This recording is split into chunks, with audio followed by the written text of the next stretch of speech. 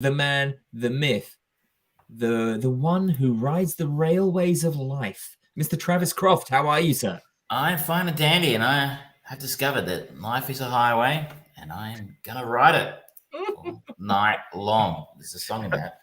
Um, I am back from my extensive tour of Western Australia, and I can safely say it's still boring as batshit. If any of our international listeners or viewers is ever interested in visiting Australia, just don't bother with Perth. Like I believe they have an airport in Margaret River, which is where all the wineries are. Just go there. It was ridiculously entertaining watching all of the pictures that you were posting, because obviously there was the quintessential Travis Croft face of elation for one thing, and no people, none, just gone. It's seriously like a zombie movie, Parts of Perth on a Saturday morning, which is when I got kicked out of my hotel kind of thing. I'm like wandering around going, surely there's somewhere around here that's open for breakfast. Oh, no, there isn't. It's really, really, and the most surreal thing, I was walking through a very pricey looking, I guess you call it a plaza next to the water, where people, rich people, keep their yachts and stuff. Oh, yes. And there was a dude riding a surfboard that was like a hover surfboard. Okay. I was like, I guess it's got its water at the bottom or something. I couldn't quite figure out how it worked. Yeah, I've seen those things. And I don't think I've ever seen one of those in person before, but I'm like, I think I knew they existed. Then I'm like, of course you are. It's a completely deserted, plaza behind me, and this bay with all these expensive boats with nobody in it except the dude riding a hoverboard.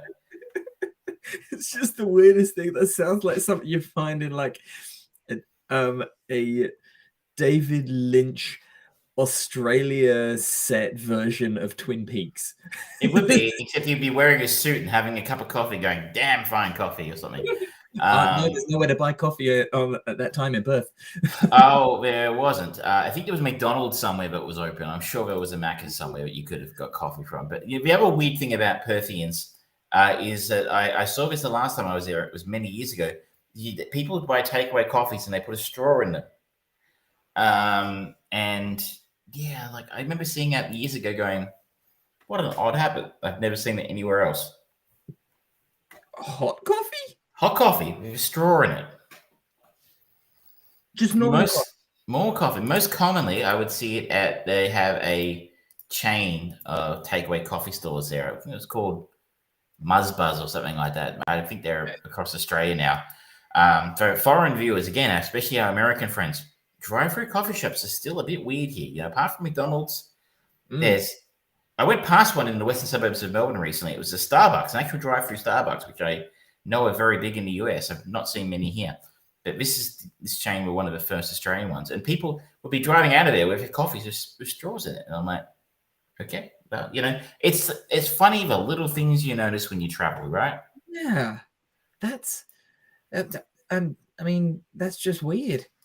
There's strange people over in Perth. It's parts for the pretty. You know what it is? It's weird. Many years ago, I went to Calgary in Canada, which is a big resource, like mining and oil and companies and stuff. And it felt very similar because I remember walking down the streets of Calgary and there was no one on the street in the middle of the day. And I think it's similar in the sense that Perth's kind of resource rich. Some mining companies and oil companies and banks and financiers and stuff like that, but no people. It's the Monday to Friday city. Also, the fact that Calgary gets fucking cold, like really fucking cold. Maybe that they have an excuse that Perth doesn't have. But anyway, I am back. I apologize for the delay in this coming episode. I know everyone's been very excited to hear what we think of James and the Giant Peach. But finally, your waiting is over. Oh, that was such a good, gentle segue into our chain movie of the week, which is James and the Giant Peach, which I picked last time. It is the missing Henry Selick whole of his filmography that I have not seen before.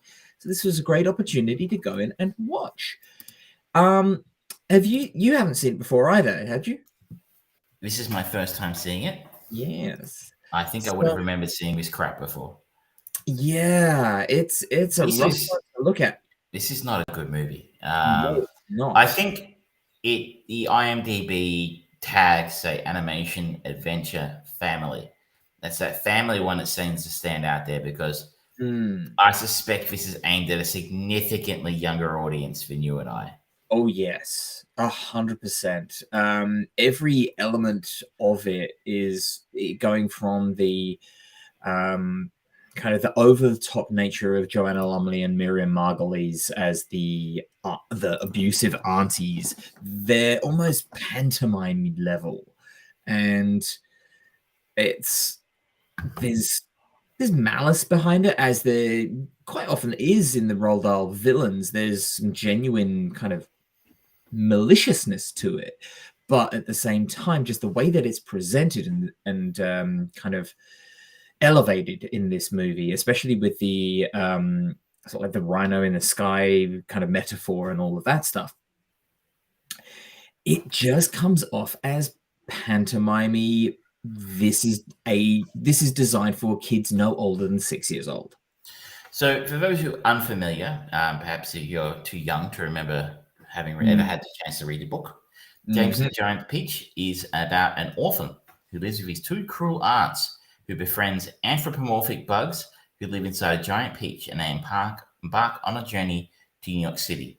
As you noted, it's directed by Henry Selick, famously of Nightmare Before Christmas, and more recently, I think we watched Coraline in the last few years, which is also a very dark little film. But famously, he uses stop-go animation. It's not something you see a great deal of anymore. Sort of the modern master of stop-go animation, I guess. I don't know. Certainly the kind of the still current flag bearer for it. There are other people that are kind of toying with it a little bit. Like we've got Guillermo del Toro's Pinocchio coming to Netflix at Christmas time, I think it is. But I think even then, Henry Selick is a producer for it, maybe. So we did have Isle of Dogs a few years ago, which was stop-go animation, and the Fantastic Fox as well. They were both very good. I really liked Isle of Dogs. It was Wes Anderson, Wes Anderson's the hell out of everything. Starring, as we sort of noted, is Joanna Lumley, Pete Postlethwaite, Richard Dreyfuss, Susan Sarandon, Miriam Margolyes, David Thewlis. Based, of course, on the book by Roald Dahl. And you're right. I haven't read a Roald Dahl book since, I don't know, maybe the early 90s. I remember loving Roald Dahl, just consuming it when I was about 10, 11, 12. And they were which is, I think, exactly the audience he was aiming at potentially when he wrote those books, or most of it. It's funny. The guy was a spy in the Second World War. He's the direct inspiration for James Bond. Yeah. But he ended up writing kids' books. And all the adults in the books are usually horrible people. I think of Matilda and the bad, the villain in Matilda's like the headmistress, who's like this horrible person. And, Slugworth in Charlie and the Chocolate Factory. Yes. He certainly was teaching kids to be suspicious of their elders. Oh, yeah. Yeah, 100%. And things like the witches. There's always this very express distrust of adults, or that's the kind of the lesson to learn. And it's kind of like, all right, okay, sure, yep, that's. And in this instance, I think the best thing about this film, as you noted, the evil aunts who are our villain, some of the villains. Joanna Lumley playing Aunt Spiker and Miriam Margolyes as Aunt Sponge were the highlight of the film for me, because they are pantomime in the sense they're kind of almost like mustache twirling, cape wearing level villains, but they were obviously having an absolute ball with it, and they absolutely chew the scenery every time they're on screen, and they're delightfully evil and wicked, and they're actually a lot of fun because the kids are really fucking annoying. So you're kind of like, you'd probably tie him to a peach or something after, but they were really actually. I was having a lot of fun with them. Yeah. They were funny, and they were perfectly cast in that role. And especially just the look of them and the way that Henry Selick stop motion animation characters always look. They have that kind of there's a particular kind of aesthetic to them that they always have, and it's that kind of spindly or really bulbous and kind of pudgy, or just they're always expressed versions of anthropomorphization. Whew, long word. And the fact that you had Joanna Lumley, who's very tall, very slender, and they kind of made her face up to look even more thin and waif looking and just spindly. And then you've got Miriam Margolyes, who is just this rotund mass. They kind of fit with they were the excellent bridge between the stop motion and the live action, because that's how they were. They knew their role and they did it fantastically. It's just a shame about the rest of it. It's interesting that this film was made. I think this is 1996. This was made after Nightmare. Nightmare. The animation in Nightmare looked a lot better for me. Yes. The actual stop animation seemed a bit rougher in this one. Maybe he had a lower budget to work with. Apparently so. But yes, I would agree with you that the quality of the animation is lower. The quality of the overall puppet design and the production value of the stop motion sequences, because it's not the whole film, they just don't feel as rich or as well tended to as any of his other stuff. None of it.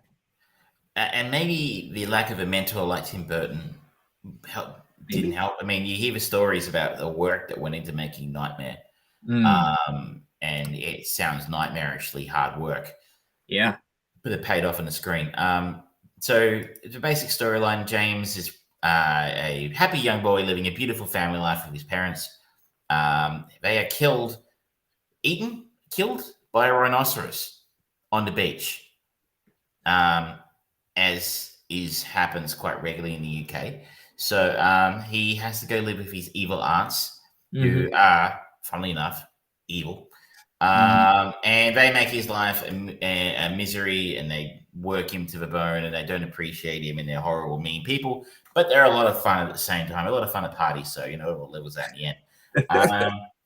So James meets Pete Postlethwaite, who gives him some drugs, I guess, is the only way to hey kid, you want to try some lizard tongues or something? What are they? Were crocodile tongues or something? Magic beans or something that's going to help him escape his evil aunts. And James, being the complete muppet that he is, drops them.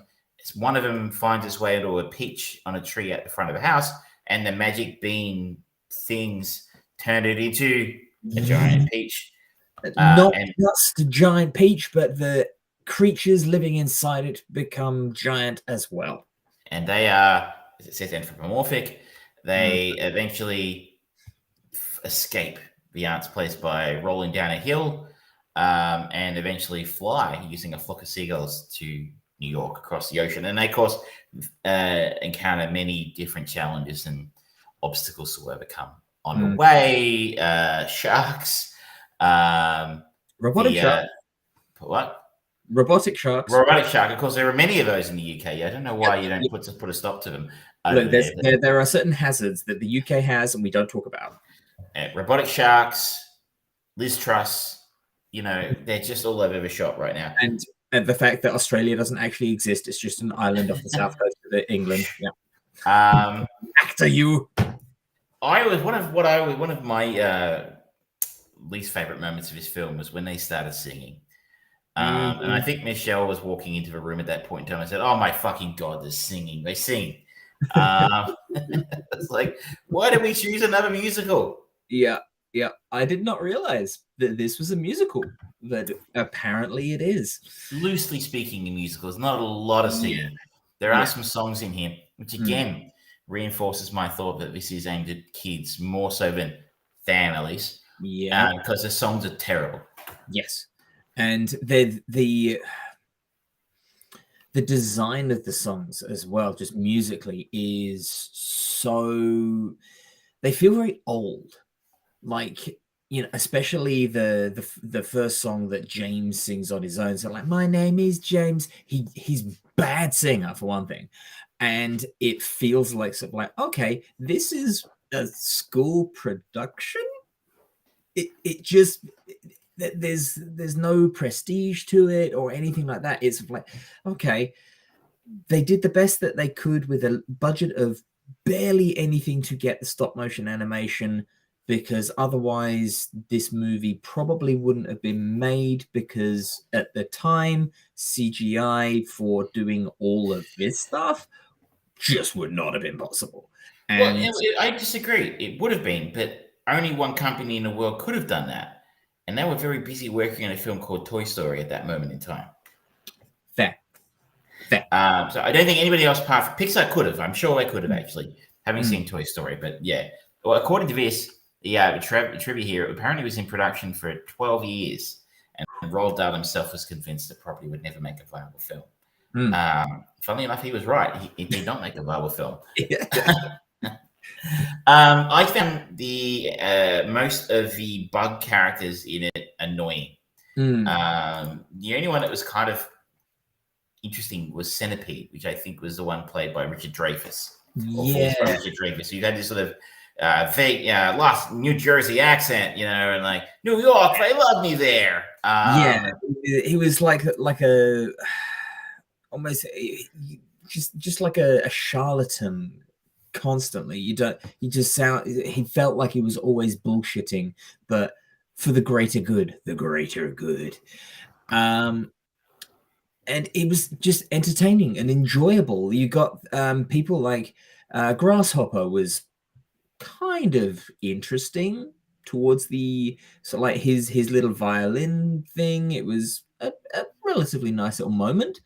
But the rest of them, it's sort of like, okay, like David Thewlis as Earthworm is like, why? You don't need him. Sorry. Nah, it's just there. I got to be honest. This was a really, really long 119 minutes. Like, that is a relatively brief film.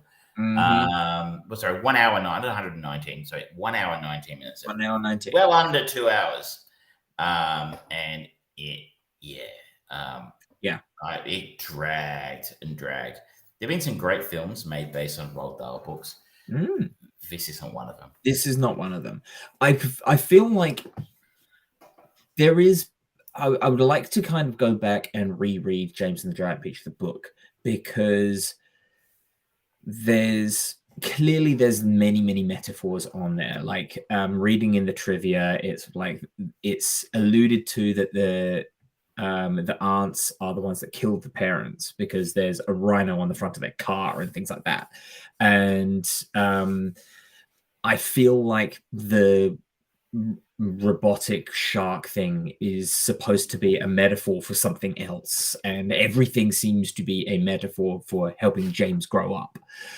But it just doesn't land. It is messy confusion, and if they were given a bigger budget, just went, you know what, we're going to do just straight up animation of this, give it to Studio Ghibli or give it to some established production house and go, okay, just make this pretty and nail it. They could do it well. There's been similar kind of stories of that metaphor of child growing up and confronting challenge and confronting strife and sadness been done very, very well. It is something that Studio Ghibli, again, are particularly good at. This could be done, but it has not been done yet. Not in this film, anyway. I think Netflix have acquired the Roald Dahl catalog, if I'm not mistaken. Yeah. So that doesn't bode well for an established animation house coming in to actually do it well. Then again, I think you talked last time about the cyberpunk anime thing that they've done, which apparently is quite good. So Netflix and animation have overall been very successful. They've done some interesting adaptations and alterations of things like the She-Ra one that really embraced the LGBTQI community, and it actually made it interesting and compelling and something different for young people to watch. The Masters of the Universe thing was kind of okay. Edge Runners has brought Cyberpunk, the video game that stalled out of the gate, and it's now more popular and successful than ever, to the point where CD Projekt Red has said, "Yep, we're making another one."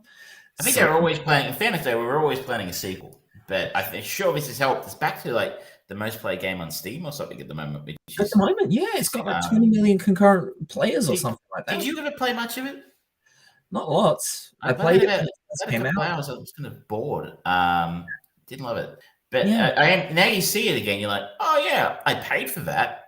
Yeah. Maybe it's better now. Maybe they fixed all those bugs. But you're right. Maybe Netflix would get it right. I'm just genuinely very skeptical of anything Netflix does being any good because it's so rare that they do anything original that's actually any good. But yes, Netflix in January acquired the Roald Dahl story company. So it's all on Netflix now. So I'm sure you'll be seeing a lot more Roald Dahl stuff moving into the future. It'll be interesting to see if the Timothy Chalamet Wonka origin story will be a cinema / Netflix release thing like they're doing for a few things. Or Knives Out. I read today Knives Out is going to cinemas first now. Yeah. It's that they gave fucking Ryan Johnson like a 7-movie picture deal or something for that. And yeah, they've, as part of that, they said, yep, we're going to put that out in the cinemas. And then I think it comes out Boxing Day on Netflix, I think. Well, that's something interesting to watch. Well, you notice how exciting James and the Giant Peach is that we are now talking about a Knives Out sequel. I honestly, look, I was kind of interested to see this when you picked it, but it didn't work for me. I'm sorry. So if you've got Disney Plus and you've got young kids, I would say under 10, maybe give us a watch. That said, though, I would say maybe watch it with them because I don't know. These evil aunts are kind of creepy and spooky, so I don't know from that perspective exactly how suitable it might be for a younger audience, but I think for anyone under the age of 8, yeah, maybe watch with them. But otherwise, this is enough that people could watch it. I think it's not as scary as like getting them to watch the Angelica Houston Witches or something. Or one of the many things that we watched when we were kids, like Dark Crystal. Yeah, it's not as scary as that, but there is that little bit of it's like, oh, okay. They're talking about dead parents a lot. That could upset some kids. I would just like to welcome our co-host tonight. Oh, if you haven't already noticed. Oh, there, disguised as a cushion. There is our co-host for the night, who is keeping an eye on the production. That's the standards and regulation behind me there, just keeping him, making sure we don't say anything too untoward. Yeah. Standards and practices. Have you got anything else you'd like to say about James? No, I'm done. I didn't. It feels like a while ago because it was that we watched it, and it didn't really stick with me. Even the presence of Pete Postlethwaite, who I've always enjoyed, was just like, okay, well, yeah, okay, he turned up, and it was pointless and unnecessary and confusing. Yeah, it was like, nah, I'm okay. We'll move on. Please pick something better. Yes. I'm going to go with something very different, and we're going to stay in the 90s though. And we're going to follow Miriam Margolyes in we're not Romeo plus Juliet, I promise. But we're going to go to the 1999 classic, Paul Thomas Anderson's Magnolia. Oh, going with an uncredited role. It's a bit of a stretch, but she is. It's on IMDb, so Yes, it's there. It counts. It counts. We make the rules. We can do what we want. I remember seeing Magnolia in the 90s or in the early 2000s and going and having my mind absolutely blown. I think this is Paul Thomas Anderson's second film after Boogie Nights, or his second big after Boogie Nights is his breakout from memory. Yeah.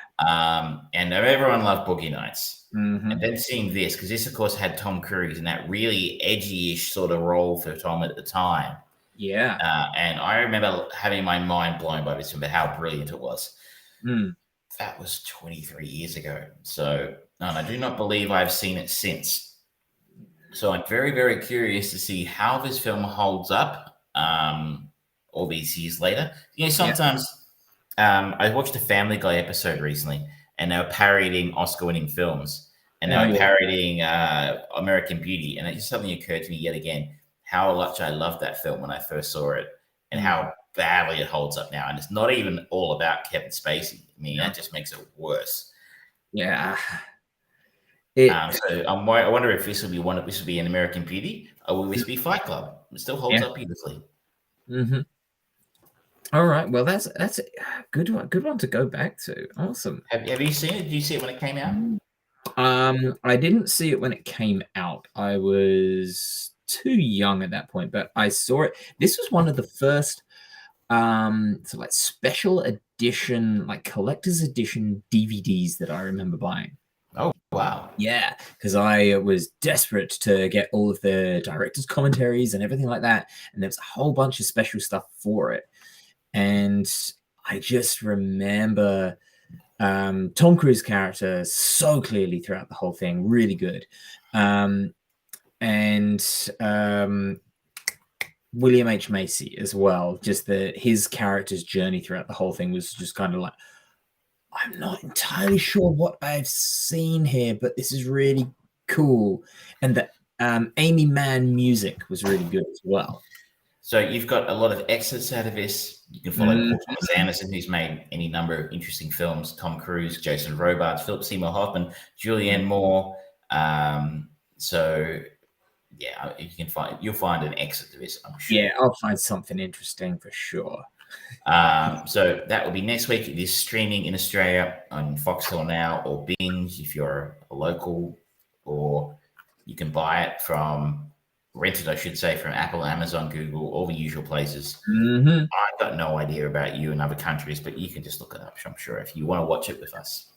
We'll be able to find it, that's for sure. Yeah, it's a pretty well-known film. It's not Death Machine. So for the next link in the chain, we're going back to Death Machine. And you've got to find another way out. Once a year, every year. Now, have you had a chance to look at the teaser trailer for Super Mario, the movie? I did. I checked it out this morning because I think it just dropped last night, if I'm not mistaken. Early on. And I suspect my reaction was the same as everybody else's. Wow, this looks good. But what the fuck is Chris Pratt doing? What was your reaction? I really enjoyed the whole first half of it before they actually had Mario. The introduction of sort of like the Koopa Kingdom coming in with the lava and just the obscene size of it compared to the Penguin's castle thing, and just everything about that was great. It captured it perfectly. Jack Black as Bowser, he does a good voice. You can just hear the Jack Black, but at the same time, he's not hamming it up, right? Not hamming it up. He's not doing Poe or anything like that. He's actually doing a character. He's going more than just Jack Black in a something suit. And the fight between the Penguins and the Koopas made me laugh. Yeah, it's very funny.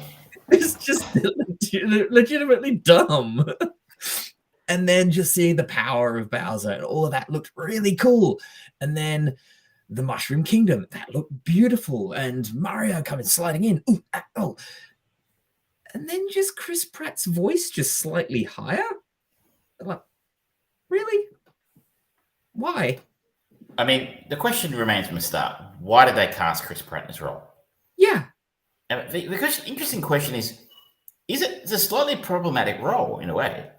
Like, it's Yes. an Italian American plumber, Mm. but in this day and age, you just can't get a guy who looks like an Italian and go, "Mamma mia!" It's not That's appropriate culturally anymore to sensitive. Yeah. do a stupid, silly accent. And Roberto Benigni, is the last Italian actor I've ever heard of who, and I don't know if he's available, and he's not a name anymore. So, how do you deal with Mario? Do you get someone who does a silly accent, kind of like the original voice actor? Who I didn't even know if he's Charles still alive. Martinet. He's still. And even then, you can't really. It's a big movie. You got to have a name, Like they never cast Kevin Conroy as Batman in Lego Batman or anything, despite the fact he is Batman. You got to have Will Arnett. So it's a little bit. I can see their quandary there. You need a name, but you can't have someone doing a silly accent because that's not cool anymore. So how do you find a voice of this arguably one of the most famous characters of the last 50 years in modern popular culture? Yeah. It's really, really hard to do, but at the same time, we've not really heard him speak too much. So maybe it just fits with everything else. Like the voice that they got for Toad in the trailer, it's not the typical, "Hey, how's you doing?" kind of ridiculously over the top. "Oh boy!" It's still kind of fit. There was that kind of erratic, slightly higher pitched, kind of manic nature to his voice that the character of Toad kind of needs. Bowser does well. Namek, the wizardy creature, all of them do kind of, it feels like they still fit within the Super Mario world, and that's an entertaining voice. Chris Pratt's doesn't yet, but maybe we just haven't seen enough. I think this is a red flag in a sense. Look, I looked at the trailer, looked awesome. It looked awesome. As you said, it was funny. This is going to make a lot of money. Probably. The only thing is that the one thing we're all going into this going, cool, like, we think Nintendo could do a pretty good job on this, These are the films that have done well in the video game translation. Angry Birds, Detective Pikachu, Sonic the Hedgehog. Yes. The ones that really have no business doing well are the ones that have done well. Yes. So we got the formula kind of under control in this space. But the one question we all had was, Chris Pratt, though? Yeah. Like, really? I feel like it would have been a good nod, and especially considering what we know, they could have got John Leguizamo to do Mario. It would have been a fun little nod to the bizarre original Super Mario Brothers movie, and he's kind of ticking a lot of the appropriate boxes for social appropriation. Yeah. And the thing is that we all wanted to hear, like, the one question we all had was like, Chris Pratt, how is that going to work? Maybe he'll do it well. And that's the one thing we're all super curious to see. And they gave us a tiny little taste of it. They're like, could that just be Nintendo going, well, you're going to make you wait? Yeah. Maybe. But the reaction hasn't gone their way. Like, everyone else has gone, what the fuck? And this isn't quite Sonic levels of backlash, but it's not good. See, now I also hold it as a red flag, because if they weren't entirely sure on Chris Pratt's voice, and this is just a teaser, this is not a trailer, this is a teaser, they nailed Bowser's bit, and then it could have just had a nice little tag of who's going to stop me or something like that, and then you suddenly have Mario coming out going, or one of his it just maybe even just that Mamma Mia, it's one of his catchphrase. Charles Martinet is in the cast. Yeah. So obviously he's going to do some voice work here. Yeah. So you're right. Like you could have. I mean, that's it. They couldn't. I don't think they could have not given us something. Yeah. Because the only thing that would have been more suspicious than what they gave us would have been not to give us any of Chris Pratt's performances. Then we're going to go, how awful is Chris Pratt in this film? But they're not even sticking his voice. Yeah. The one thing everyone's most curious about in the trailer, not one line in the teaser. So I find it very suspicious. Yes. And if a full trailer comes out and it's as bad as this, and it's not better, like you are being very optimistic here, thinking maybe it is, do they do a Sonic? Because I mean, the die's been cast. They went back, came away a year later or something, re-released it, and it made a lot of money, like to the point where they made a sequel and did really well. And everyone was really pleased with that. Yeah. If Chris Pratt's performance in the trailer is really bad, was badly received, do you recast? Do you recast a la Kevin Spacey and All the Money in the World? Like, you know, in a way, it would actually be a lot easier than what they did in Sonic. They wouldn't have to do special effects. They just had to get, someone in to do the voice work again. And, you could do that in a few months. I would have thought. Yeah. Now, the other thing that I would like to point out is the little kind of stinger at the end with Luigi being chased by dry bones. Perfect. Captured Luigi. Perfect. I am so happy that they got my boy Luigi right because, oh yes. And I should note, I haven't played a Super Mario game since. I mean, I did play Mario Kart on the Switch, but I don't know if that counts. I haven't played a Super Mario game probably since Super Mario 64. So the lore is lost on me. There is no lore. That's the lore. Like who the characters most? I don't know who some of these characters are. Now, I was talking with someone at work today, and Nintendo have already said that they keep an eye out for little bits and pieces and Easter eggs in throughout the movie. Now, everyone who played Super Mario 64 did the same heinous crime. That's why hell is filling up quickly. Of getting the baby penguin and dropping it off the edge of the cliff. Now, they've already shown the Frozen Kingdom and penguins. If there's not a bit where Mario has to save a baby penguin and he walks by a massive cliff face and he just looks and it's an annoying little child, like a pre-kid boomer, just complaining about something, and he just looks as like, I could, but no, I'll be good. Yeah, I don't think they can put. You can't push a cute penguin. Those going to sell. Those penguins are going to be in the Happy Meals. Of course they are. But overall, apart from the one issue, I thought it looked really good, and I would see this movie based on that teaser. Agreed. If nothing else, just to see what Chris Pratt's all about. Like, I mean, super strange choice. Super strange. Yeah, it's just an odd choice right from the get-go, and we haven't had Anya Taylor-Joy as Princess Peach yet. And you know what?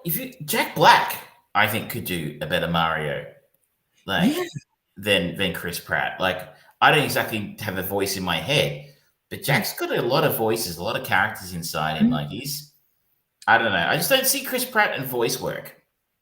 Yeah, I mean, yes, he did the Lego movie, but he was playing literally an everyman character. And that's kind of what he's made his career on, really, with odd exceptions like the Terminalist. Yeah. Yeah. And he did okay in the Terminalist and the Zero Dark 30. I'm not a Chris Pratt hater. I don't understand. He's in a church or something that people don't like. I don't understand it, but I'm not a hater. I just don't. We talked about it a while ago. What was it, the show we were watching? And we were like, you can make the difference between voice actors and actors playing voice actors. I can't remember the show we were talking about, but maybe was it Death and Robots? I can't remember, but no, it was What If. You can tell when they got actual voice actors to do the characters in What If, they were really good and convincing. But when they got screen actors to do the voice parts, it was significantly less convincing. Yeah. Voice acting is an art form of its own. And I know you got to have big names in there now to sell tickets, but I feel like Mario sells tickets on his own. Yeah, I mean, yes, Sonic is not as big of a name as Mario. That's kind of the legacy of the Nintendo Sega Wars. Mario beat Sonic. they didn't have tons of big names except for the bad guy, Jim Carrey. And he's kind of past his prime big name. Yeah. So Jack Black, there's still some shine to that apple. He's not past it.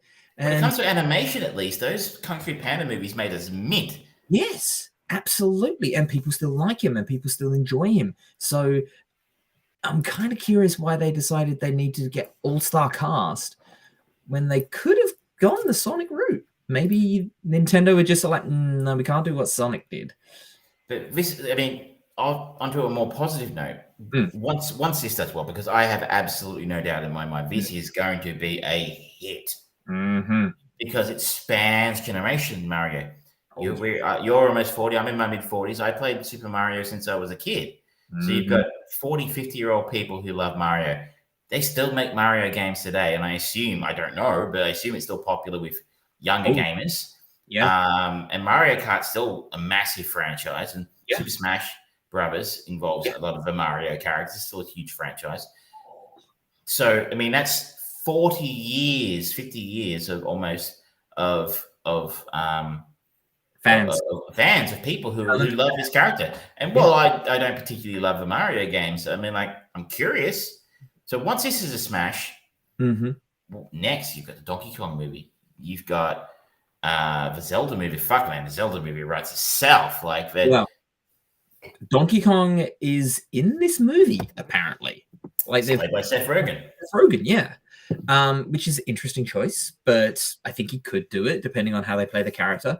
Nintendo have now bought a production company, and it's now called Nintendo Pictures. So they seem to be making financial moves at the very least, that they are confident in the success of this movie to the point where they are going to make other things. The next thing is either will they double down and do a sequel to this first before doing something else, or will they go, all right, let's get Zelda, or let's get Metroid, or let's get any of the other staples that myriad of characters that they own. Like this is going to be the start of a gold mine. This could be the next Marvel. It could very well be, yeah. Because I think Marvel aren't Marvel anymore. We're looking for something different now. But then even the crazy thing with that is because of Wreck-It Ralph over at Disney, we've already got some of those characters appearing in games together, and they could culminate in a Smash Brothers movie where they just go, yeah, let's just get all of those video game characters, pull them all together. Why not? It's just the right thing, really. Yeah, but they've done it in the video games, and they've done it little bits. Like, just imagine all of the red tape that there was for Who Framed Roger Rabbit. They did it. They've done it. They've done it with the some of the shit that they had in the Chip and Dale movie that I watched a couple of months ago, as well as Space Jam and things like that. They're cross-pollinating because they know there's money in it. They can do it. Well, I would love to see it, and maybe after 7 years, my prediction about video games being really cool will finally be. We can actually go. Well, it's all happening right now. The Last of Us is coming. The Division's a movie. Yeah, I think it's almost true. The only difference is they're not very good, most of them. So we're waiting for I still think we're waiting for the killer app, so to speak. And Mario, I don't think it'll be it. I think it'll make a lot of money, like I said, but I think they'll still go, that's for kids. Yeah. I think if it's The Last of Us, if it's The Division, if it's whatever else they're going to make, something like that might be the one. If The Last of Us just blows up, maybe it'll be the next Game of Thrones kind of thing, Yeah. But it's 7 years, my prediction is closer than ever to becoming true. Time is just going to eventually prove you right, sir. Thanks. Now, what should we move on to next? Did you want to talk? Have you caught any more of the Rings of Power? I have not. I spent 3.5 days on a train in the middle of a nullable plane. And I did download a bunch of stuff, but I did not download that because, well, I said I liked it well enough. I don't care enough to keep watching it. It's okay, you know. It's fine. I just don't. I don't love good stuff now. It's fine. I just don't care enough about the Tolkien's world to spend 9 hours on it. You're missing out. It's good stuff. It's really let building well. Hey, you're up to date? Yes, I am absolutely up to date, and I'm really, really enjoying the slow burn build of everything, the little nuances of slight shifts in how characters, you think they're coming together in one way, or then and then something happens, and what they do to make the Shadowlands is cool, and it looks fucking awesome. They have we talked about the production value of this before, and wow, how the way that they narratively do it and visually show the birth of the Shadowlands. Oh, that's good, and it looks good. It looks dangerous. The one downside to the whole thing is there is some element of hero savior or hero sanctity, and it's like, okay, you're showing me this aftermath and they're strangely perfect, barely even a scratch, lots of mess all on them and collateral mess, but no actual sort of like gore, viscera, damage. And yet the people right next to them, definitely not as lucky. And they also, we don't know their name, and they are not a known repeat actor. So they're basically the red shirts. Yeah. So it's a little annoying on that, but I'm allowing them to. I'm forgiving them this because they have engaged my interest in the characters, and particularly in the way that the story of Elrond and the dwarves, that side story is developing. It was some beautiful character work and genuinely heartfelt. Really, really impressed with it. It's very, very nuanced and well done. I'm impressed with it to this point. Production values remain, unlike so many other TV shows where it starts off amazing and then it's like, all right, we blew our budget. Fuck. Strangely, everything happens in a warehouse now. I'm not like in a video game, like a video game level 1, amazing visuals, open world. The next 3 levels, the sewers. Or basically anything that the CW has ever created. So like, this is super. Now they all just sit around in a big set. That's it. That's how we save money for the special effects. No, it's really good. The actors are doing a solid job. I'm enjoying it, and I'm just going to keep going back. How far along are we? 7 episodes are out now. So there's a couple to go? Episode 8 is coming out on Friday. Well, America's Friday, so in the next few hours, theoretically. I think it's 9 episodes. I think it's 9 episodes for the first season. Let me just have a look. One season. They've only got 8. Okay. 8 listed on IMDb, so maybe. It's a season finale then. Yeah. So episode 7 that I watched today is the most recent one. It's going to be next week that the season finale goes on, and it'll be interesting to see where the characters are, because there are some people who are missing at the end of episode 7. That's like, I haven't seen a body, so you're not dead, but where are you? Look, I know. I keep seeing people say how it's $1 billion disaster, and No. Look, I watched the first 2 episodes, and look, I know there are some YouTubers out there who make a lot of money by being negative and telling you that giving you intellectually solid reasons to hate things you already hate.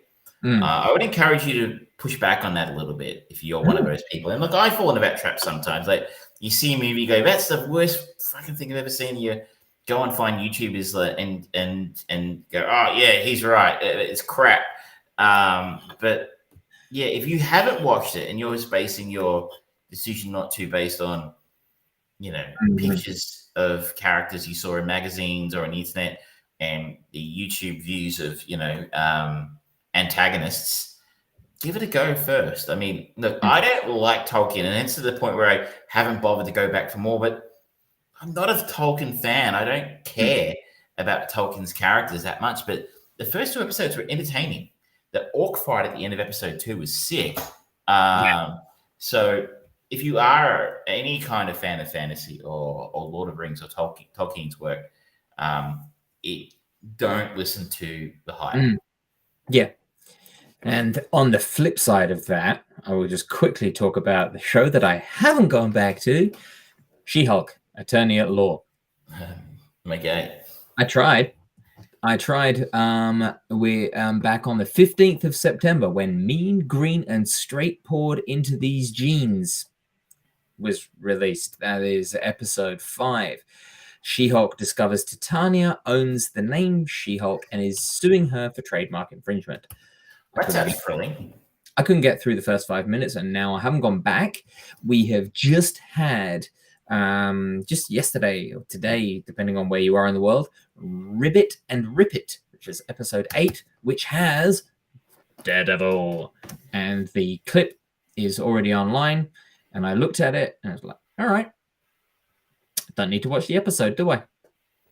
That's it. That's it. Okay. Some of these episodes, like the one you just mentioned, has a 5.3 rating on IMDb. The one after it has a 4.6. But the latest one has a 7.9. So maybe they're saving the interesting stuff to the end of the season. I also think that 7.9 is people just desperate for Daredevil. Could be. Daredevil's in it, giving it an 8. It's been interesting. It's Rotten Tomatoes split in this again is 70 odd rated certified fresh on Rotten Tomatoes. The audience scores around 36. It's another one of those ones where the critics and the public just don't see it eye to eye. And I didn't feel a great need to go back and see any more of it after episode 2. And it seems really disappointing. Yet another disappointing entry in the Disney Plus world of Marvel shows, and it doesn't look like it's getting better anytime soon. Did you see the trailer for Black Panther 2? Yep. Now, I'm not going to get too carried away about this. Like, anyone who's watched your show for a long time knows. I think Marvel make lousy trailers. Yes, they do. I thought the trailer for the original Black Panther was lousy. Yep. And I remember going, whatever, right? And expecting very little for it, being very, very nicely impressed that it was actually a great film. Not sure it was quite as good as they said it was, but it was still really good. Worthy movie, yeah. No, it was good. It was a good superhero movie, and they had a great villain. Yes. And now this time around, we've got Shuri, I think, is taking on the mantle, which she probably wouldn't have if Chadwick hadn't passed away. So, kudos to Marvel for this one. They really didn't have a whole lot of choice. And I think she takes the mantle in the comic books anyway. But Namor, okay. Yeah. Aquaman by any other name? Yeah, I don't know anything about him. I think the big thing that people seem to be excited about is that he is yet another official mutant in the MCU. It's like, well, why are you excited about that? They've confirmed that it's already going to fucking happen. So, you don't need more breadcrumbs. Just show us Wolverine. That's all really fucking yeah, and apparently we have to wait for Deadpool 3 for that. So, yes. Yeah. I'll see it. And look, I don't think I don't want to be that person. I was just saying, the cynical person go, this is shit. It could be good. I'm just saying their trailers don't usually excite me. This one is no different. I'm going to go and see it, and I bloody well hope they get it right because the first one was great. Yeah. My hope is that it'll be good. Based on that trailer, it'll probably be exactly what we expect every other MCU movie that has come out in the last 5 years to be.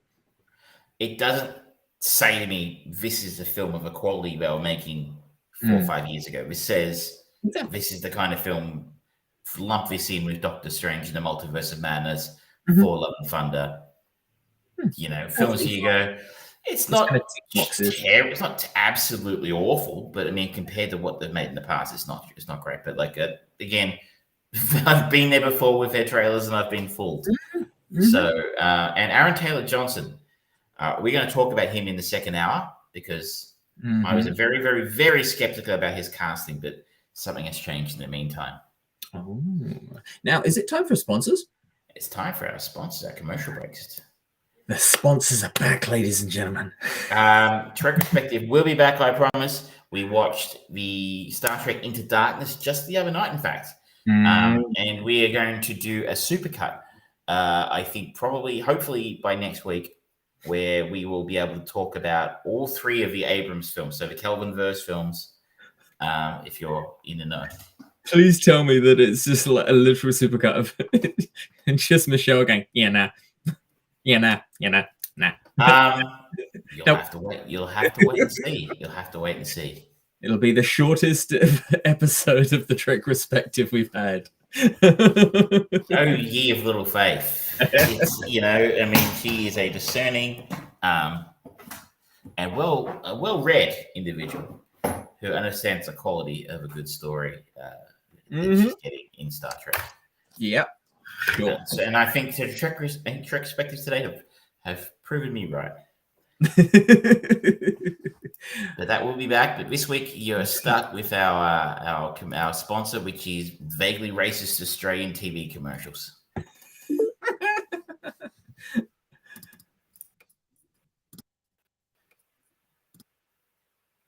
What, Delilah? Campbell's are stuffed to the rafters with beautiful stuffed toys and dolls, all just $3.99.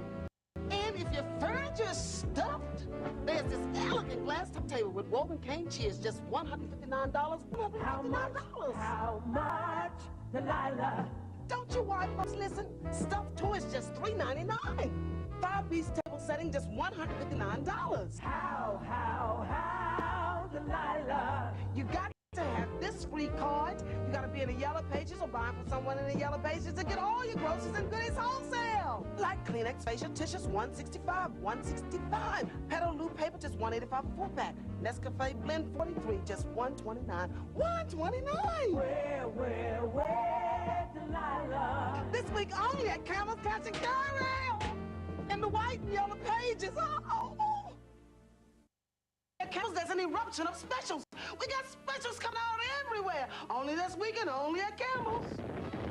Wonder Soft twin pack toilet rolls, just 99 cents each. Save $10.08 a carton. Black Albine's plain or self-rising flour, 1 kilo pack, just 99 cents each. Save $4.56 a carton. Pepsi's, 7-Up and Mirinda, 1.25-liter bottles, only 99 cents each. Save $4.45 a carton. 12-piece golf set, bag and buggy, only $139. $139, that's half price, honey. But don't forget, Camels do not sell to the general public. They sell wholesale only. You gotta be in a legitimate retail business, restaurant, company, or association. You just gotta have this card. You retailers better be real quick. We can't hold these prices down for much longer. Get in this week before the prices erupt. Woo! This week only at Camel's Cash and Carry in the white and yellow pages. Ho, ho, ho, Delilah. Campbell's cheapest in the world. Tables and chairs are now even cheaper. Tables just $39.95. Chairs just $9.50. Table and 4 chairs, $77.95. Any color you like, as long as it's white. You gotta have this card. You gotta be in the Yellow Pages or buy for someone in the Yellow Pages. Tables $39.95. Chairs $9.50. Table and 4 chairs, $77.95. Just great for the Christmas bargains. Cheapest ever outdoor tables and chairs from Campbell's in the white and yellow pages. Ho, ho, ho. Oh, what do you think of Chicken Treat's new chicken ham and cheeseburger? Man, I know my burger's right. This is the best chicken ham and cheeseburger I've ever had. You got the barbecue chicken, you got cheese and please, and man, check out. Wait till I tell him he can get a chicken ham and cheeseburger plus a small chips for just $2.75. $2.75 for the world's best chicken burger and chips? They gotta be crazy. The $2.75 chicken ham and cheeseburger with small chips only from Chicken Treat. I got the taste.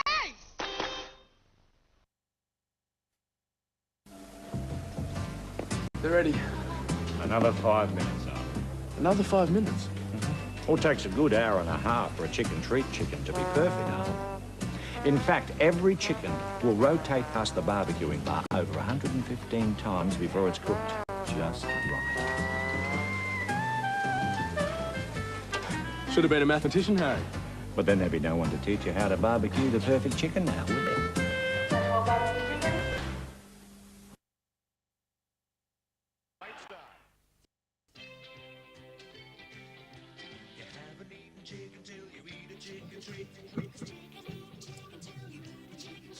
Too much chicken. Yeah, Chicken Treat, I think, are a West Australian company, so hence I did sneak them in there. You might have noticed some talent in the last Chicken Treat. That was a non-racist Chicken Treat commercial. Mm-hmm. Very, very young Heath Ledger. Yeah. And Michael Caton, for those playing from home, who was also a very well-known Australian actor. Mm-hmm. Wait, was? Is he dead? No, he is. Well, I mean, it was in the sense he's now appearing in snack food commercials yet again. I don't know what he does with all his money. Well, he just goes up to Bonnie Doon. But who wouldn't? Exactly. It's a deep for our non-Australian listeners. That'd be TV for film. You're referencing it's a film called The Castle, which you can find overseas. Fantastic film. I would like to talk about another fantastic film that I saw this week while I was on the train myself. So I thought there was some nice synergy here because I'm going to talk about Bullet Train, the latest film by starring Brad Pitt, directed by David Leitch, who directed. Oh, he did Deadpool, yeah. Deadpool 2. He was uncredited as a director for John Wick, but it sounds like he had something to do with directing that film. He was a stunt coordinator on John Wick. Okay. And this film, 5 assassins aboard a swiftly moving bullet train to find out, aboard a Smith-Tune bullet train to find out that their missions have something in common. Starring Brad Pitt, he plays a hitman, hired gun, his code name is Ladybug. Joey King, who I have never heard of before, but based on her performance in this, I suspect we will see more of her. I talked about her in The Princess on Disney Plus the other week. And she is very good in this. She plays a character named Prince. Brian Tyree Henry from The Eternals plays a character named Lemon. And the man we were just talking about, Aaron Taylor Johnson, Tangerine. They are a duo of hitmen on the train. Andrew Koji, Hiroyuki Sanada, who I think was in Mortal Kombat. He is the current, we need a Japanese actor who's awesome and smoldering. Let's get him. Michael Shannon has a beautiful cameo in this. If you are any under the age of 30, you'll know who Bad Bunny is, or a WWE fan, I suspect, you'll know who Bad Bunny is. He is a rapper, I think. And he plays a character in this called Wolf. And Zazie Betts has a blink and you miss it kind of role, and cameos for Sandra Bullock and Ryan Reynolds. And of course, what's his name? I can't think of his. Sorry? Asi Oka? No, bigger than that. Magic Mike. Channing Tatum? That's it. Channing Tatum had a couple of lines in this as well. Okay. It's an interesting crossover because Channing Tatum and Sandra Bullock, of course, were in a film, Lost City, with a brief cameo from Brad Pitt, and now they're cameoing in his film. And the cameos in this work a lot. Well, Brad Pitt was great in Lost City. This film's a lot better than Lost City. This is a great film.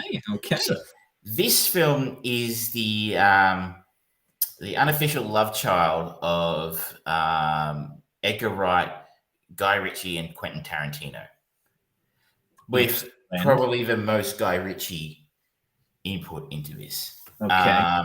So all of these hitmen, Brad Pitt is hired to go aboard this bullet train in Japan and steal a briefcase, and that's it. But little did you know that there are a whole bunch of other hitmen on the train who have all been tasked with different sort of conflicting missions, but all revolve around what's in this briefcase and who it's there for. Okay. So, sort of said Aaron Taylor Johnson and Brian Terry Henry played Tangerine the Lemon. They are there protecting Michael Shannon's son. They're trying to get they've rescued him, and his ransom is in the briefcase, and they are trying to get him home. Things happen that may or may not affect that. We have Joey King, who has her own agenda in here. She takes Andrew Koji as her hostage in an effort to sort of achieve her own goals. Zazie Betts is on board as a killer as well, and she's trying to do her own thing. She has her own agenda. Did you ever watch Smoking Aces? Yes, I think it has some influence on something like that. Again, just clusterfuck of everyone converging on the same sort of, and they're all on the train. And the whole time, Brad Pitt has the earpiece in, talking to his handler, who is played by Sandra Bullock. He's going through this not quite a midlife crisis. He's sort of having a change of heart about being a hitman. Okay. He's constantly spouting this new age wisdom about, trying to get away, trying to change, trying not to be a criminal anymore. He's constantly spouting this sort of new age wisdom that people's like, hurt people. And, I found myself going, well, that's a little bit Samuel L. Jackson from Pulp Fiction, He didn't want to be a hitman either at the end of it. The critics have not been kind to this. It has a 49 Metascore. I don't know what the Rotten Tomatoes score is, but it's not great. But I absolutely loved this. I had so much fun with this movie. This is one of the most fun movies I've seen in a really, really long time. Yes, it is a big, dumb, stupid action movie that has completely detached from reality. It's almost a live-action cartoon in places. But you know what? I like cartoons. One of my favorite TV shows is Rick and Morty. And it's not trying to be realistic. It's not trying to portray something like John Wick kind of edges into the more realistic territory, potentially, of what a fight scene might look like. Maybe it's a bit unrealistic in the sense that Keanu never gets killed. But this is even more cartoony than that. It's also, the same time as being a full-on action movie, it's also a comedy. I found myself laughing out loud a number of times at this, and that doesn't happen very often these days in Hollywood. I loved the relationship between Lemon and Tangerine, Brian Tyree Henry, and Aaron Taylor Johnson. I didn't even recognize him in this because he's got a brilliant...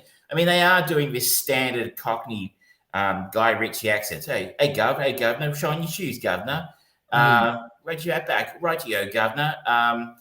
And sporting a moustache and goatee, and he pulls it off beautifully. He's fantastic in this movie, and I am not a fan of Aaron Taylor Johnson. I know people worship at the altar of Kick-Ass, and I didn't think Kick-Ass was all that great, apart from Nicolas Cage's Adam West impersonation.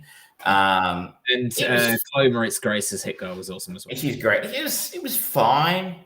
It was fine, but he was terrible in Godzilla all those years ago. I thought he was a lousy Quicksilver in the Marvel films, and I don't think he was in Tenet as well, which was disappointing. So I'm like, no, Aaron Taylor Johnson, he can fuck right off. He's fantastic in this. Okay. He and Brian Tyree Henry at Lemon has an obsession with Thomas the Tank Engine. And he learned all his morality about Thomas the Tank Engine. And he's constantly on this ship train hunting for a diesel. And I'm like, and I've heard critics go, oh, it's not funny. I'm like, Jesus, you must be cynical. and world weary not to find that amusing. Wait. Does the fact that we watched Thomas the Tank Engine and the Magic Railway actually help inform on this movie? That would be a stretch. That would be a stretch.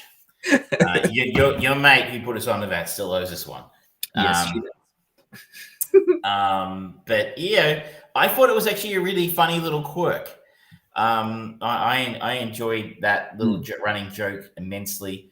The fight scenes, of course, this guy is a stunt coordinator. He's done, he's worked on those John Wick films, so he's got that under control. And they're fantastic. They're spectacular. They use space. One of my favorite scenes in the film is a fight scene between Ladybug and Lemon in one of those quiet carriages on the Shinkansen, the bullet train. Mm-hmm. And every time someone gets their head into a window, some woman turns around and goes, "Shh!" It's really fucking funny. Or the two of them sort of being interrupted by the trolley girl, so that's actually in the trailer of the film. It is an absolute blast. Some people say it got a bit long or convoluted at parts. I mean, if you struggle to follow this plot, I mean, seriously, these are the same people who years ago you met and go, "Man, I didn't like Pulp Fiction. It was a bit confusing." Maybe they're the same people. But this film wears its influences on its sleeve. I mean, it screams Guy Ritchie. It screams Tarantino. Sub Tarantino, not good Tarantino. And I guess there's sort of vague Edgar, there's a sprinkle of Edgar. There's enough to get more interesting than your standard action movie. Like some of the death scenes are really full on. And the musical choices, this is where Tarantino comes in again. They're completely unusual and original, yet they work. It sounds like it knows exactly what it wants to be and just hits those notes. For me, at least, I'm just stunned at the amount of people who say they didn't like it, especially for critics. I mean, these are the people who are telling me that She-Hulk is good, are telling me that this is bad. I don't understand. I guess if you can't suspend your disbelief, maybe I can see how that might affect your enjoyment of a film. Because sure, there's some crazy shit that had like one particular scene where someone actually is standing on top of a bullet train having a fight. You're like, those things move pretty quickly. I've been on them, right? Like, or someone smashes his way into one of the cockpits of the bullet train after landing on it, and you're like, come on, that's a bit silly. But you know what? I don't care. I'm having, it's one of those films where I'm just having fun. I'm having a good time, and it's ridiculous. But everything in this film is ridiculous. Yeah, it's not trying to be anything other than what it is, which is a good time. I don't know if this film's found its audience, but I sort of saw reviews and sort of went, well, maybe not. But then I sort of thought, well, fuck it, whatever. I'm just going to check it out. There's not much out at the cinemas at the moment, unfortunately. And I'm so glad I did. I have one of my films of the year, despite the fact it's big, dumb, and stupid. It's just a good time. And I kind of feel like sometimes a lot of stuff that gets pumped out by Hollywood these days, they kind of forget that part. Maybe I've always sort of said, start with a good time and work backwards with all the other things you want, all the other boxes you want to tick. You want representation, which we agree is fantastic. You want to do all these other really interesting and important things. Start with a good time and then add those bits around it. I don't think they do that terribly often. So if you get a chance to see Bullet Train and you liked films like John Wick, I think you're going to enjoy this immensely. Okay, cool. Well, it gives me significant hope for films like Kraven the Hunter because Aaron Taylor Johnson was so good in this. Because that's the next Sony superhero movie is Kraven the Hunter. Yeah. I mean, it's got big shoes to fill. I mean, how do you follow up a film like Morbius? I haven't watched it, and I feel the heat of that burn. Oh, You need to get onto that one, by the way. No. You do, you really do. I'm going to have to find a way to link to that as a film of the week. You need to see that film. It's we need a reason to say it's Morbin time. No, we do not need a reason. We just simply don't, because let's not and say we did. No, I have seen that film. If I had to, you have to. No, that's not how this works. Anyway, Bull Train, an absolute delight, and really kind of thing, a summer film you might have made 20 or 30 years ago in a lot of ways. Okay. Yeah, I'm sorry. Yeah, I could rent Morbius for $6.99. No, just no. I think that's just wait till it's free somewhere. They can't afford it to go free. They need to pay for that second re-release. It's actually, I have seen it, and if you didn't see the show, it's actually a genuinely terrible film. Oh dear. I've got no idea what they were thinking with that. Okay, well, because you've got a couple of things that you talked about. Yeah. Speaking of new releases, Confess Fletch came out in the last few weeks. Oh. Don't ask me where I saw it because it's not been released in Australia. But you know, it's too convenient. Be global world of the internet. No, we can't have day and date. We don't want to. Actually, I don't even know if it's coming out to cinemas here. Those who watch the show regularly might have remembered that I've been watching the older Fletch films over recent weeks because I had never seen them somehow. And I'm now a Fletch fan because they're both, the first Chevy Chase films are both very good. And I was very skeptical but interested about what John Hamm would make of a role. I am exceedingly pleased to say this is a great film and that I enjoyed this immensely. Okay. So, after becoming the prime suspect in multiple murders, Fletch strives to prove his innocence whilst simultaneously searching for his fiance's stolen art collection. We have John Hamm in the role of Fletch, Marsha Gay Harden, another name people will probably know. She's an Academy Award winner. Kyle MacLachlan shows up as the bad guy. John Slattery, who was, of course, John Hamm's boss in Mad Men as well. Tony Stark's dad as well? Yes. Yeah. Howard Stark. I was thinking, like, oh my God, he's the guy from Mad Men. I completely forgot about Mad Men. And Robert Picardo makes a cameo towards for all the Star Trek fans out there, of course. And Inner Space fans, are they still out there somewhere? Probably. I am. It's a great film. So John Hamm does play a very different character to Chevy Chase. But interesting is he doesn't do all the wacky outfits and the voices and the characters the way that Chevy Chase did.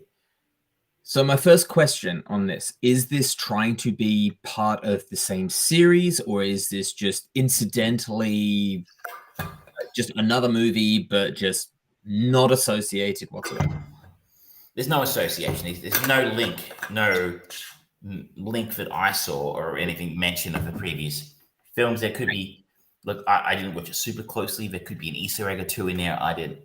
But it is based off another of the books by Gregory McDonald. He wrote a great number of Fletch books, I believe.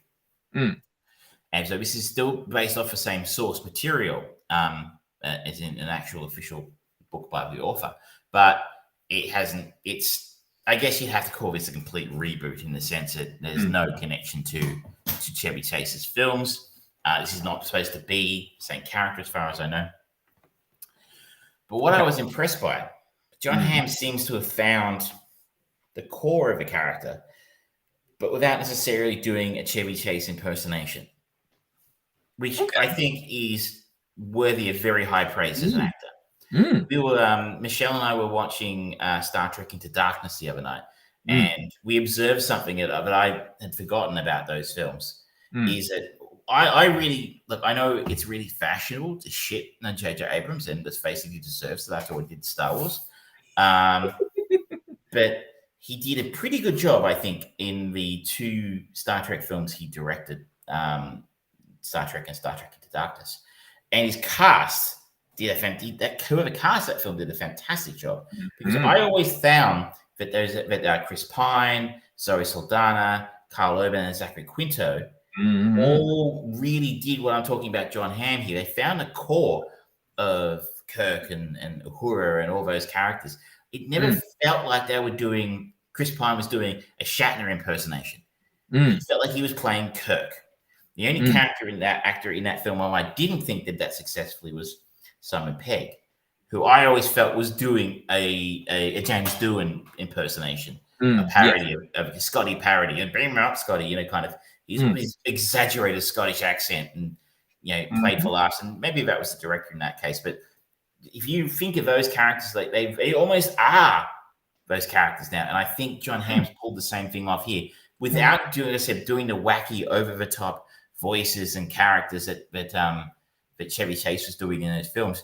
Sort of the casual charm and arrogance and intelligence and dry, witty sense of humor that Fletch has, and the sarcasm and sort of innate self-belief in the character that he can talk his way out of any situation. John Hamm has all of that in here. So this is probably toned down in terms of laughs. If you're thinking of the earlier films from the 80s, it's not as laugh out loud funny, but I found it amusing in parts. It's probably leaning a little harder into the detective story. And it's the humor is a sort of note there, a more droll, dry humor rather than as I sort of note, wacky characters. And less, but also no less sexual in nature. I mean, which is kind of, Chevy Chase's Fletch was definitely oversexed in a way. He was certainly not, he was popular with the ladies. In the second film, he has sex with his lawyer and she dies the next morning. This is the kind of thing that this Fletch would probably do as well. He's certainly not, sex is a factor in the film. And him being handsome and charming and suave, in a sarcastic kind of way, really, really works for him. And John Hamm, I didn't know if he'd get that right, but he really played it well. So it's a really entertaining film. It's low budget, but it's a fairly straight ahead story. But if you like the earlier films, I think you're going to like this one. I would strongly recommend people check this out when and if it ever gets a fucking release in this country. If you're overseas, I don't even know where it came out overseas. I think it might be on Hulu or something. I've got no idea where it came out. It's a Miramax production. They exist? Yeah, I had no idea Miramax was still a thing. Okay. I know Disney bought Miramax. Disney owned them, yeah. But I didn't know they still used the Miramax imprint. Yeah, I thought it was like Salted Earth kind of thing. I thought they stopped using it before that happened, but no, it's still a thing because this has the famous Miramax logo at the start of it. And like you said, anybody who knows anything about cinema knows the Miramax was the house of Weinstein. And anything associated with those guys, I'm very surprised. I mean, once upon a time, Miramax had cachet, The Tarantino films came out of Miramax. Kevin Smith films were kept Miramax. They were kind of the indie, edgy darling, you had Miramax at the start. It was going to be cool. Just like Disney bought them, I imagine. Yeah. Not anymore. I just see Miramax. I think Harvey Weinstein. Yep. So I was a little surprised to see they're still using it, but it's the first Miramax film I can remember seeing in a really long time. But anyway, I was really pleased to say that this is one of the better films I've seen John Hamm be in. Apparently, he took a massive pay cut to get it made. And I'm so glad it did, because I would love to see more Fletch films of him in it. Who knows if that's actually going to happen, though. Fair enough. Interesting. I'm looking at Miramax film listing on Wikipedia, and it goes from 1992 the earliest one they have there, which is Hellraiser, going through to Bad Santa in 2016, or Bad Santa 2, Bridget Jones' Diary, or the Bridget Jones series, and Sin City. So this isn't listed. Interesting. There's actually a Miramax website which links to IMDb. Films in here include films like Halloween Kills. The Gentleman apparently is a Miramax film.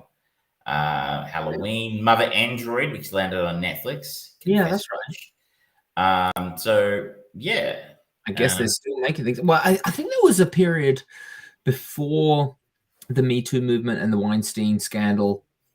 They did break off, and then they came up with the Weinstein Company, and Miramax was kind of left. I think that was actually when may have been when Disney actually bought them. Was at that break? I believe so. I think the Weinsteins left the Miramax. I don't think they went to Disney. Which I'm sure Disney are infinitely grateful for, considering what came afterwards. But at the same time, no, not you, Harvey. Go away. It's a little bit like VW. You know, when you know where VW started, and if you don't know, look that up. And then you see, that they still exist today, and you go, we've managed to detach those two facts from each other. That Volkswagen exists, and how they started, we don't make that connection. No, we don't. We're a family. Honestly, a family. So in the same way we are here with Miramax, we know how it started, and we know they still exist, but we're just not going to, try and disconnect those two things. And if you live long enough to become the villain. Yes. Let's not hold this against Fletch. Confess Fletch is really great. Excellent. The other one I wanted to quickly touch on, and I will make this quick because I actually didn't, a bit like you with She-Hulk, I didn't quite manage to finish it because this might be the dumbest movie I've ever seen in my entire fucking life. Okay. And I have seen some shit. We have striven to watch some shit. I mean, like, this film is like fucking stupid. The movie is Moonfall. And I am not the first to point it out, but I was a bit bored before my tour to Western Australia, and I thought, oh, how bad could it really be? I found out. So Moonfall, released this year, a mysterious force knocks the moon from its orbit and sends it hurtling on a collision course towards Earth. Directed by the one, the only, Mr. Disaster film himself, Roland Emmerich. He of The Day After Tomorrow, Independence Day, amongst other things. Speaking of disasters, the original 1998 Godzilla film, I believe, was a Roland Emmerich film. Yes, it was. Stars Halle Berry. She's Father Mighty have fallen. Mr. I don't have a budget for a real star, Patrick Wilson. So cruel. Really, he just turns up like he's like the the Billy Baldwin of the Wilson clan. Like he's the Wilson you buy when you can't afford a good Wilson. Owen was busy. He's the Daniel Baldwin, what should I say? Really, Michael Pena as a cameo in here, and that's kind of Donald Sutherland has a cameo. I've noticed that it actually follows on from the ongoing trend that you have. John Bradley, who was in Game of Thrones. That would be why I didn't recognize him. He has third billing in here, and I'm like, I've got no idea who you are. So John Bradley in here plays a conspiracy theorist, an online conspiracy theorist who's a member of a group of people who believe that the moon is hollow and occupied by some sort of force. Patrick Wilson plays an astronaut who is in space, and his partner, his fellow astronaut, is killed in space by a cloud of things. But when he gets back to Earth, no one believes him that these weird space things happened and that he was somehow responsible for the death of his colleague because of incompetence. So he's disgraced and, outcast from the space community, when it turns out, he was right. And there really is something inside the moon, and the moon is going to crash into the Earth for reasons. And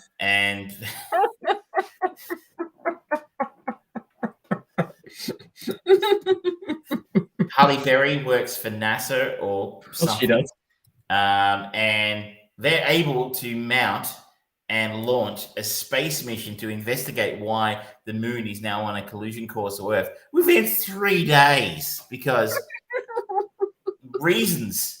And that space mission, everybody on the spaceship is murdered by these like clouds of nanobot things who just destroy them.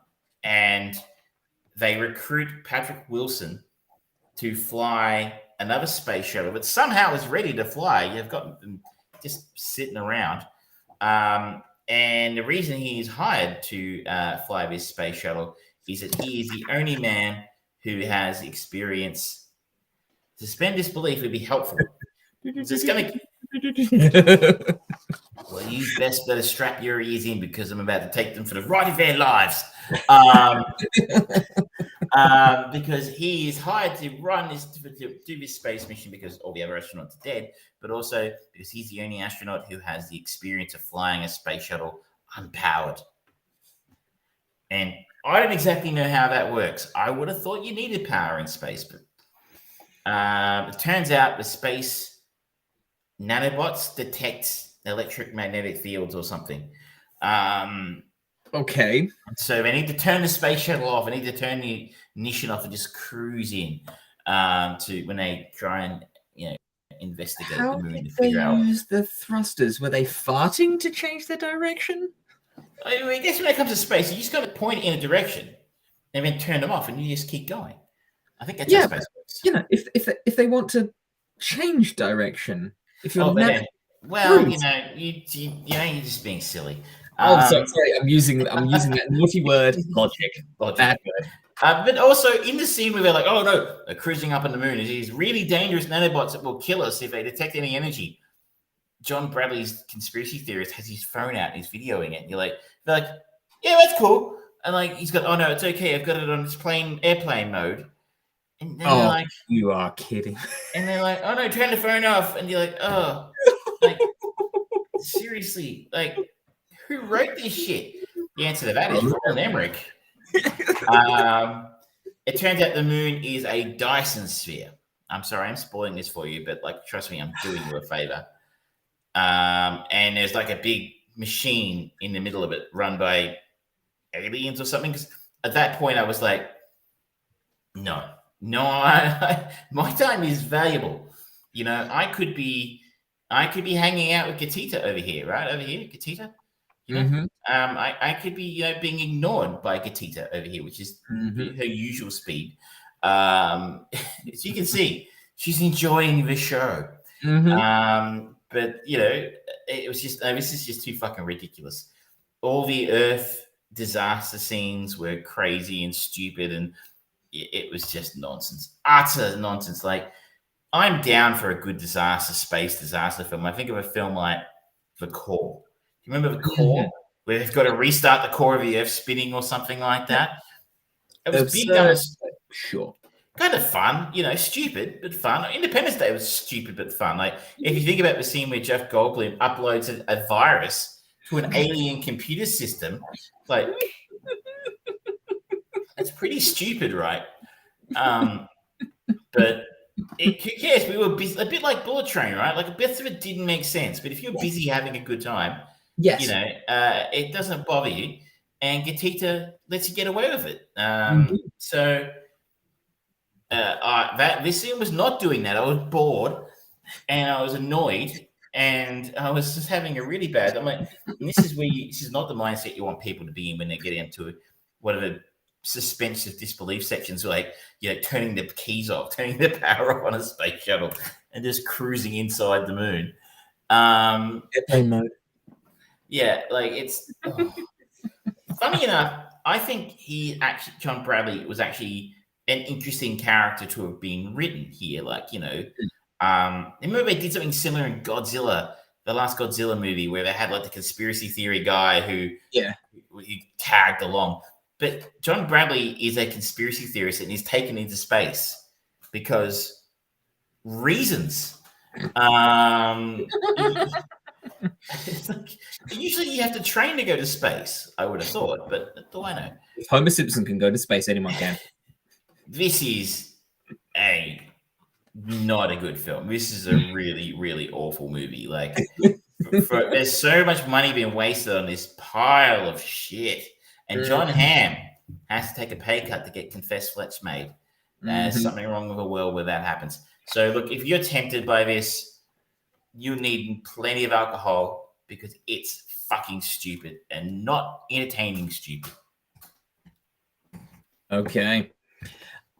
I am now going to talk about another stupid movie. And this is one that is actually really trying really hard to be a thinker and a smart movie. Look about 2019. A time when Boyd Holbrook was making TV shows and appearing in Logan, and before his rather celebrated performance in The Sandman on Netflix. This is a time when he was trying to break out and make himself known as someone who wasn't so like, hey, isn't that guy? Oh no, that's the other guy. This is In the Shadow of the Moon. Is this a Netflix movie? Yes, can you tell by the name? I rest my case.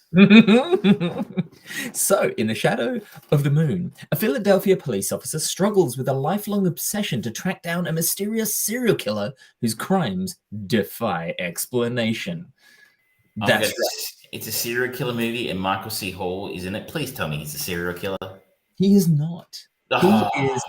He is the self-professed asshole brother-in-law. Yep. Starts off in 1987 or something like that, and we see a young detective, Boyd Holbrook, playing what's his name, Locke.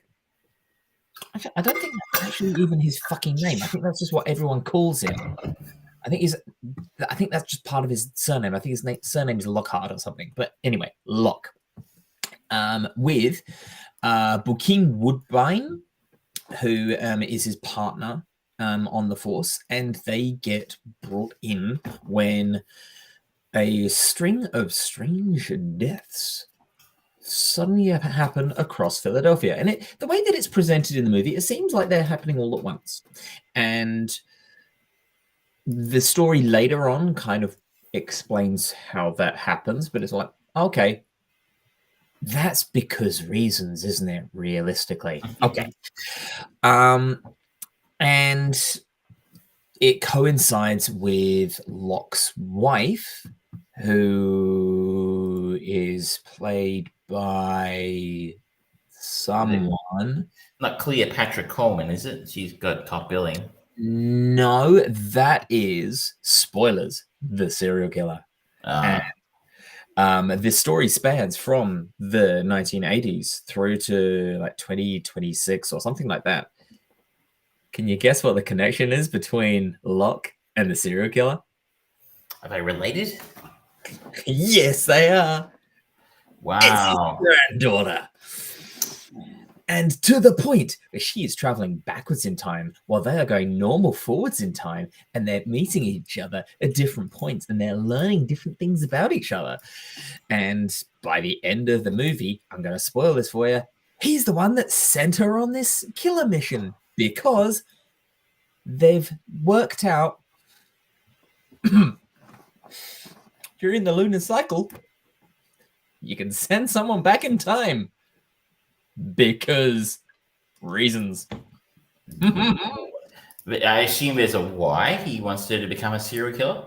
Oh, yes. It's not that she's a serial killer. That's just what the uninformed 1980s Locke assumes. No, she is going back because of the help of, what's his name? Naveen Rao, played by Rudy Dharmalingam, who I've never seen before. He has a theory that you can use the correlation of the moon during lunar cycles to be able to send things back or forwards potentially in time. And his theory is you could send someone back in time. And again, for reasons, rather than just send someone back in time and kill these targets, they have to be injected with a specific isotope, which can only be triggered from the future. Seems a little bit like hard work to me. Yeah, I don't quite know why they have to let the future kill them and they can't just let the person they sent back in time kill them and cause that effect. But never mind. Reasons. They have been sent back because all of these people that are being killed in this serial killer suspicious activity, they're actually part of a homegrown terrorist cell unit. Here's what I found. Shh.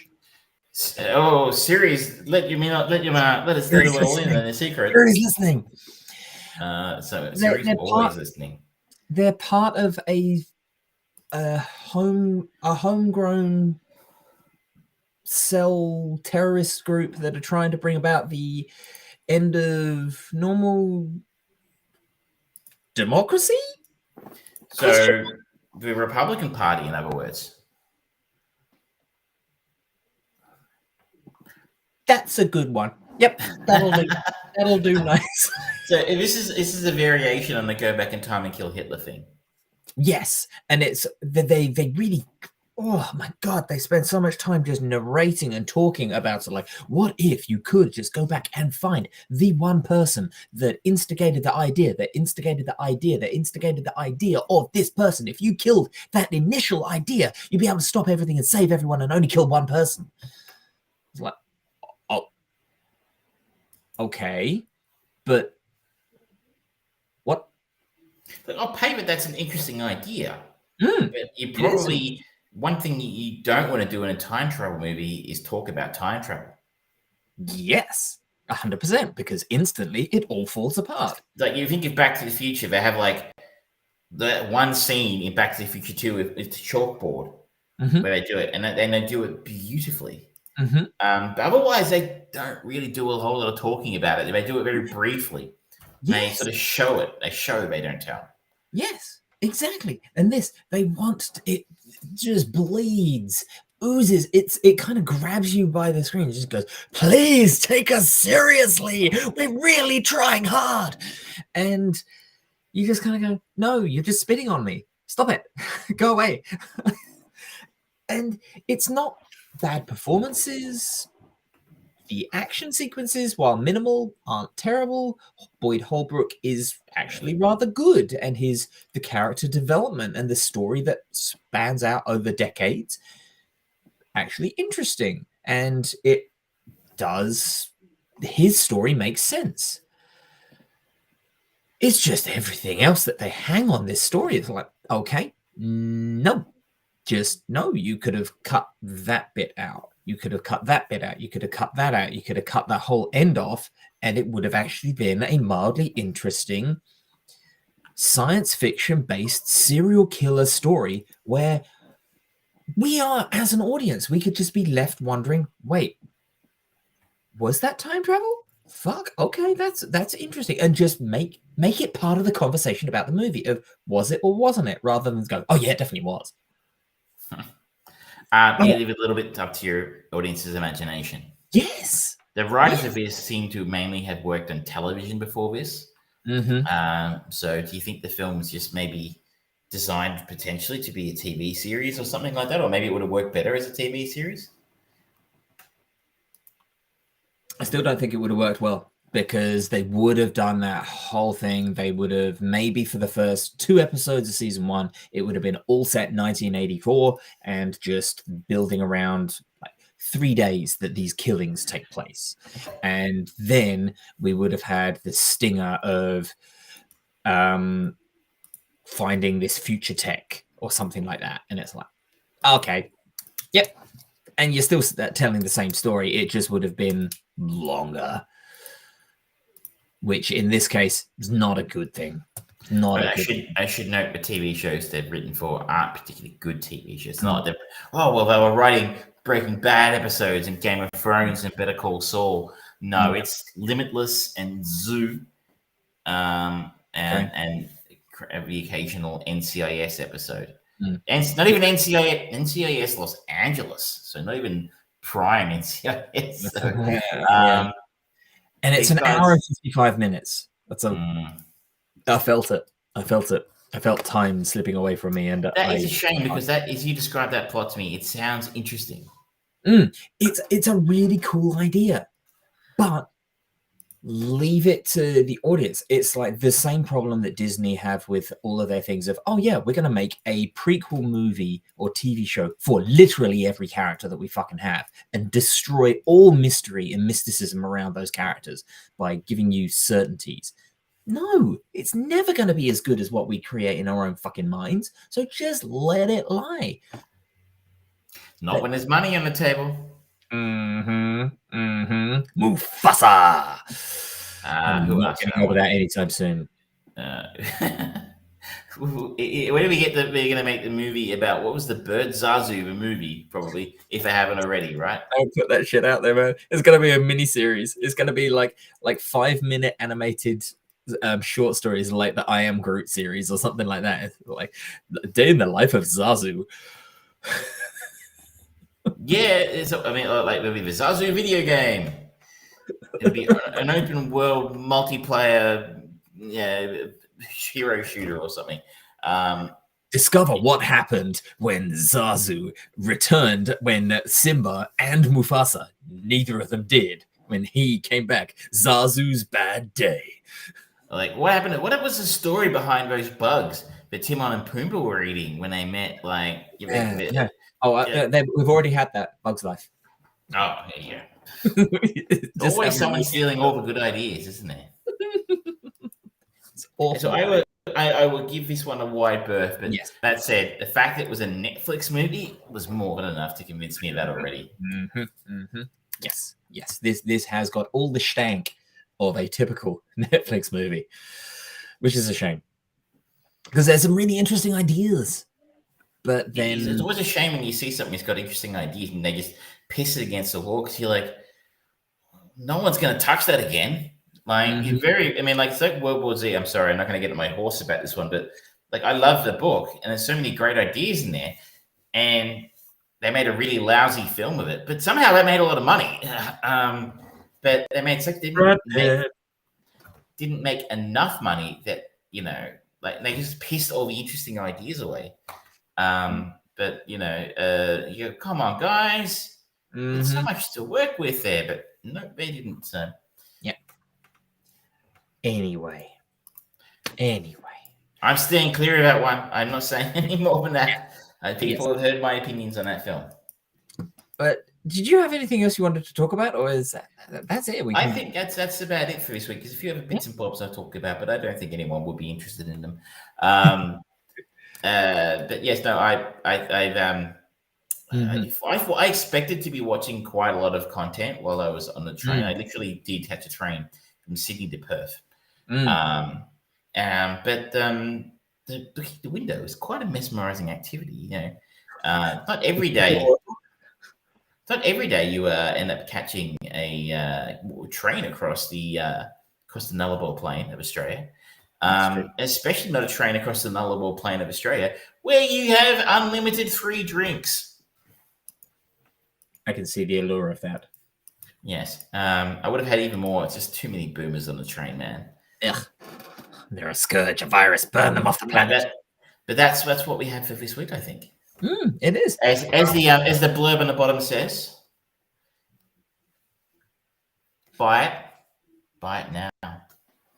Yes, please. That would be lovely. It's a book. It has words. I will read them at some point. One day, but not this day. I actually so I was I was staying on this train. I had a cabin. There's barely enough room in this cabin for me to stand up in when I had the bed out. So I literally had no space in my backpack for actual physical books. So unfortunately, I should have watched. You know what, ladies and gentlemen, all I hear when he hears that is, "Oh, sorry, I can't watch Grease. I broke my foot." You know, just any excuse to get out. My ankle. Do. And I did watch that movie. Thank you very much. Yes, Eventually, it took 4 years and a pandemic, but I got around to it. Thank you so much, ladies and gentlemen. This has been episode 159 of the Armchair Producers. We had our chain movie of the week, James and the Giant Peach. Travis has picked the new movie, which is going to be the 1996 Magnolia by Paul Thomas Anderson. Paul Thomas Anderson. Yes, not the other Anderson. no. P.T. Anderson did like Soldier and all of that shit and Mortal Kombat. We talked about I talked about The Rings of Power, still continuing its good quality. Travis talked about Confess Fletch, as well as Bullet Train. And I talked about In the Shadow of the Moon. We talked a little bit about the Super Mario Brothers movie. And oh yes, we both dug our knives into She-Hulk and Moonfall. Next week, we're still not quite ready for the DC League of Superheroes to change. That comes out in Australia on the 20th of this month. Is that Black Adam? Yes. I don't get what this is, but okay.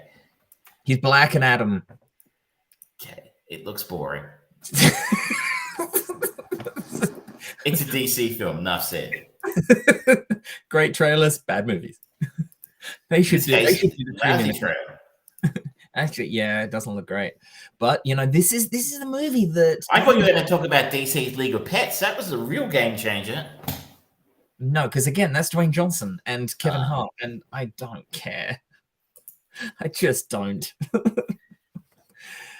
But we will have some interesting things to talk about, no doubt. I will be talking about Andor on Disney Plus, another Disney Plus show. Will it break the tradition that seems to have built for Disney Plus shows, or will it not?